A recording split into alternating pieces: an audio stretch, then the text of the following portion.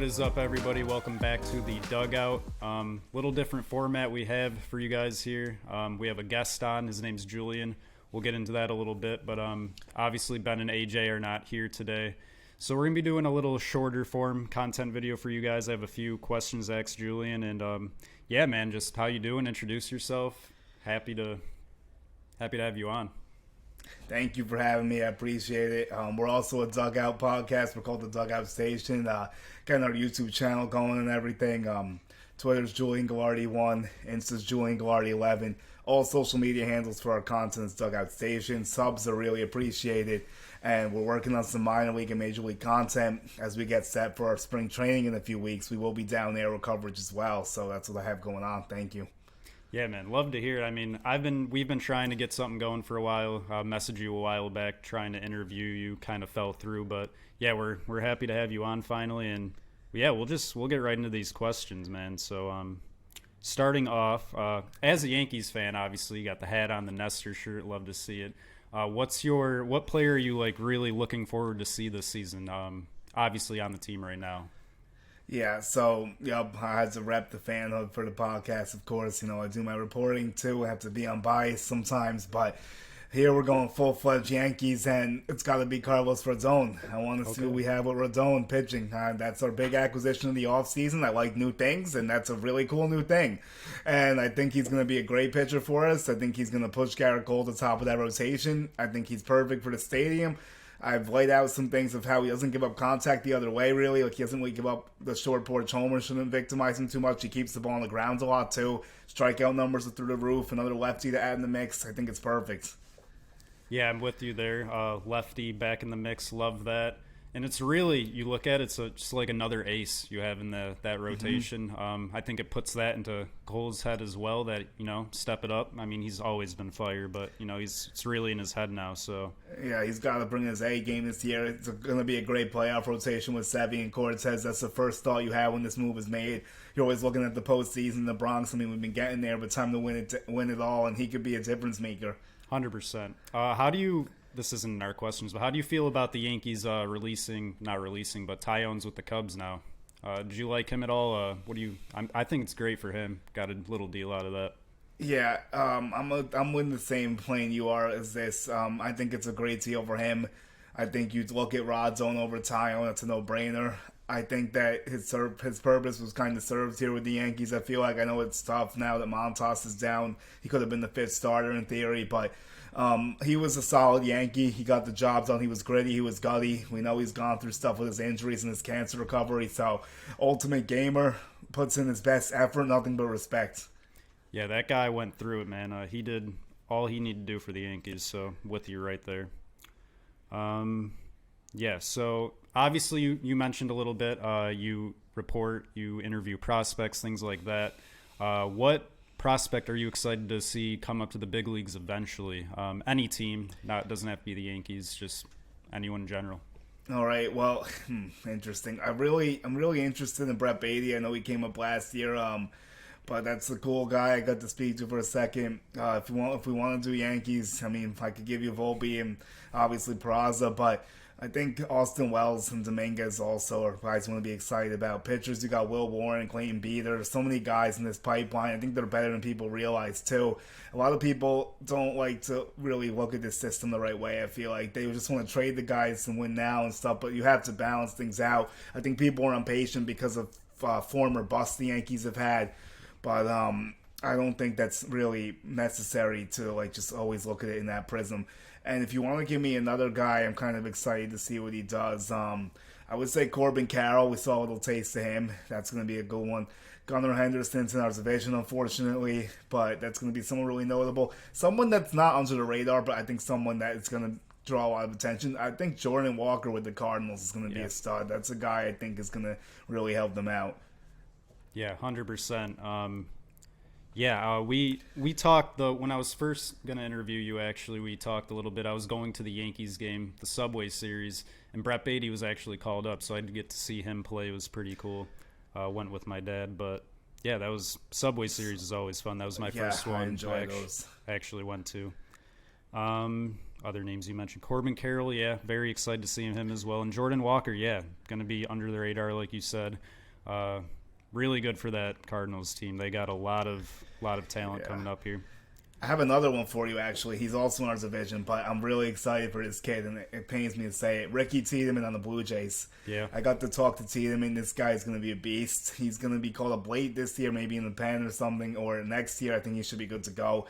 He's going to be a problem in the AL East. Yeah, dude. The Blue Jays made a ton of like low key moves that a lot of people really aren't looking into, but I think they're going to push the Yankees. Yeah, for sure. Another question I have here. This is going to be a big one for you Yankees fans. Do you think Anthony Volpe will live up to the hype? A lot of hype around this guy, man. I mean, it's really tough to say this. It's almost unfair, but yeah, it depends where you prism the hype to. That's really how it comes down to. I think he's going to be a stud. I think he's going to steal a lot of bases. He has a lot of power. We'll see where the defense puts him at shorter second. So I'll say, yeah, I think so. Is he going to be the next Derek Jeter? We want to slow down on a touch. I mean, I think he does have some Jeter attributes, but I can't really put that on him. Someone had a good comp the other day. It's not Ian Kinsler. I feel like it's too low of a bar. I think he could be better than Ian Kinsler. Someone said Alex Bregman. Maybe it's a touch too high, but maybe somewhere in the middle of those two. There's one player I'm missing. It was on my head. It was a good one. I got to try to see if I can think of it. Yeah. I don't know. You probably saw this. It was surfacing around Twitter. It was a while back, but Michael Kay, he was talking about how Volpe really wants this job. He has like that Jeter mentality. Grew up a Yankees fan. Wears number 7 in honor of Mickey Mantle. But when he was moving so fast, because he moved from AA to AAA like pretty decently fast, right? Well, I mean, I was with him for most of the year. He didn't really get the call till like late August or September, so they kind of let him marinate in AA a little bit. You could say maybe it went fast from single to double, I mean, and then Tampa and everything, but like they haven't been too slow with him. I think this year we're going to want to see what happens. I would be surprised if he wins the job opening day. I know he's going for it. He's putting in the work. Very nice family too, and he's all about baseball. He doesn't really do too much else. He likes to golf and maybe swim in his pool or something when the weather's nice. But like, his head's down. He's always working, and he always sticks to his approach. Like he believes in what he's doing out there. So I think he is going to end up being really good. Yeah, in that Michael Kay video, Michael Kay was saying that his dad told him, like, slow down, let your body rest a little bit. Yeah, he didn't saw want that. to. So yeah, I mean, we'll have to wait till February, but he's going to be getting a ton of spring training reps for sure. Yeah. Very, very excited to see what he can do. Last question we have here for you is, you've obviously interviewed a ton of bigger name prospects. You mentioned a few of them already, but what interview to you stands out the most? That's most memorable for whatever they said. Something that sticks out. Wow, it's tough. I mean, this isn't an athlete, but like I thought my Scott Boras interview was when the press conference and the winter meetings was really memorable. When he made this comment about Carlos Radzone and the Yankees swimming in the deep waters to get Radzone. There's no shallow Hal in New York. I think that's the interview that sticks to me the most, just because we end up signing Carlos Radzone, and that was really cool to me. I'm trying to think of. I'll give you a player too, though. I gotta try to think of a good one here. It's a tough situation. It's tough. Good. I mean, I've done a couple, but. I mean, Anthony said a couple things about how he wanted to develop and like he wasn't looking through AAA, so and then he ends up getting called up a little bit later. I talked to Beatty a little bit before he got called up, and then he was talking about Alvarez, how good of a person he is and everything. And actually, I'll give you one. Jason Dominguez I spoke to, and he said the one thing that stuck with him was that how he was able to change this year. I asked him about his plate discipline. He said was the thing that he thinks he's improved the most. So I thought that was pretty noteworthy. It's just, yeah, like you said, the past prospects, Sevy, Gary Sanchez, everyone kind of focuses on that, saying that no one's going to pan out, but you really, you don't know until you know. Right, and I think it's unfair to do this. I mean, you had a lot of guys that didn't have the same pedigree. I think the system's better than it's been. It's very deep. There's a lot of guys we don't even know that are on their way up too. Like, there's so many guys going. Even Trey Sweeney, he's in the depth. You have Everson Pereira, and you got Andres Gomez is a good pitcher. And then you have Johnny Burrito and Vasquez are in the 40 now. I think these guys can get big league outs this year. So there's a lot of things, and I did find the player comparison I think you'll enjoy, and I think it actually makes good sense. It's Marcus Semien. Oh, yeah. That's spot on, I'd say, actually. That was the one that got to me because I could see that one. I think that would be a really good turnout for Volpe if he ends up being Semien. Yeah, I think Simeon's actually gonna have a huge year this year. I think he's gonna have to bounce back. He was kind of quiet last year. Yeah, the bat's just incredible though. Like he had 40 homers. Yeah. He's really good. I think Very consistent for sure. yeah, there it is. Those are three guys we could look through. But yeah. So those are some things that stood out to me. I actually got to talk to Pablo Lopez this year, and he was talking about how good Sandy Alcantara was, and that kind of stood out to me because now Lopez is on the Twins. Donnie Baseball was talking about the significance of Keith Hernandez Day. I guess that could be up there too.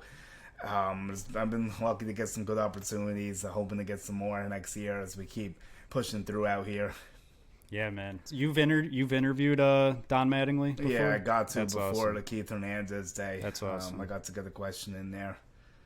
Yeah, the guy I've been big on all of last season, and I'm really excited to see what he can do this season, is Oswaldo Cabrera.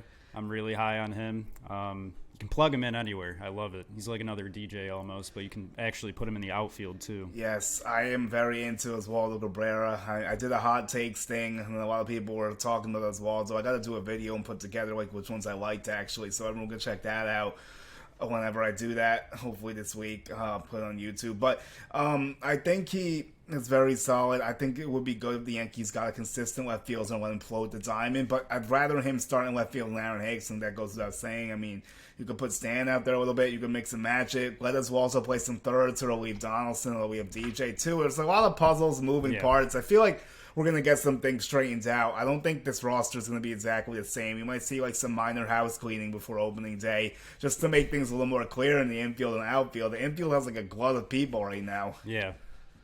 I don't think most Yankees fans understand that the roster you go out with on opening day, it's not going to be the same necessarily as that too. Yeah, so good point. Everyone just jumps the gun, man. But yes, and I think someone made this point. I've been talking about it for a while too.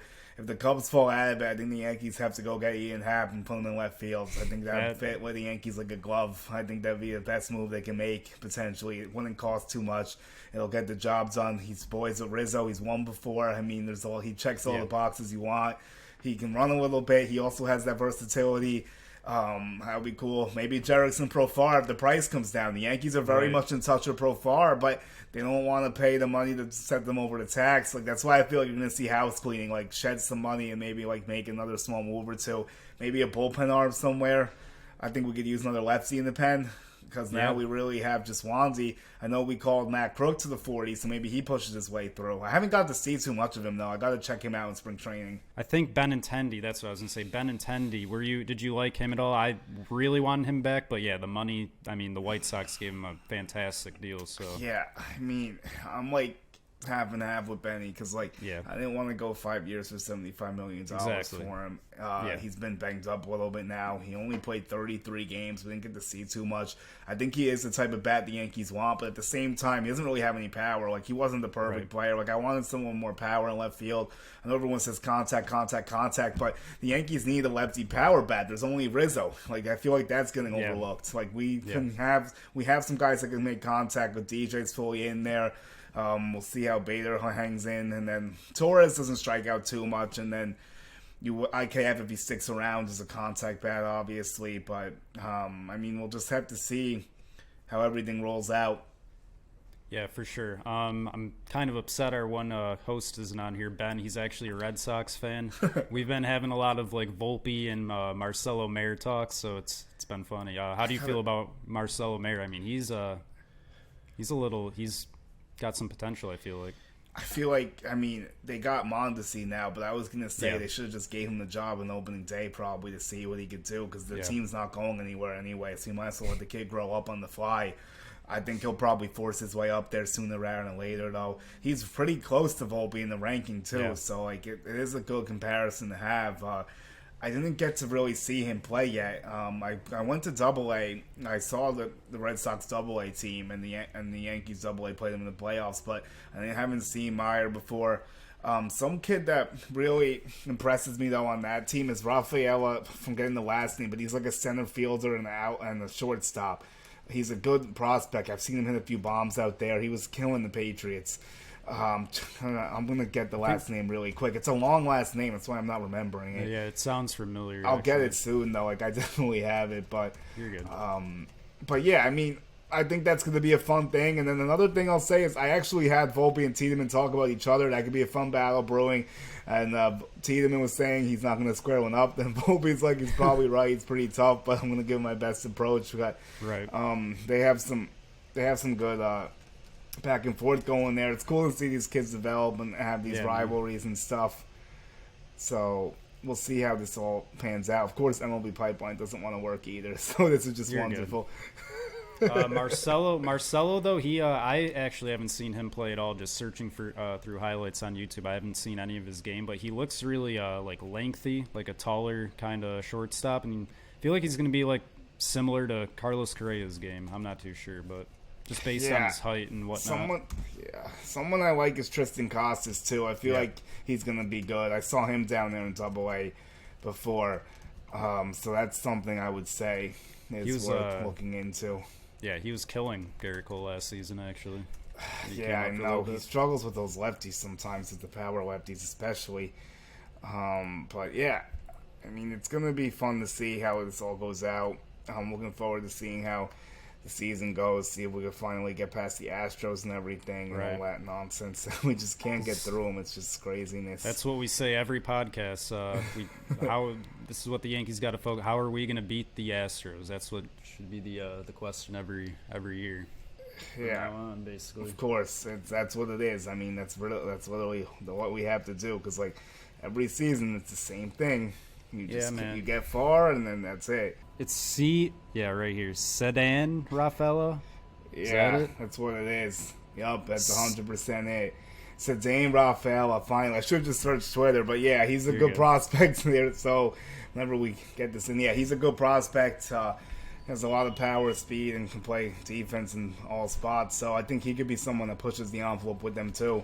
Because I mean, he was already in Double-A, so he's not too far from the doorstep. All right, everybody. Thank you for watching. It was awesome having Julian on. Been trying to talk to him for a while now.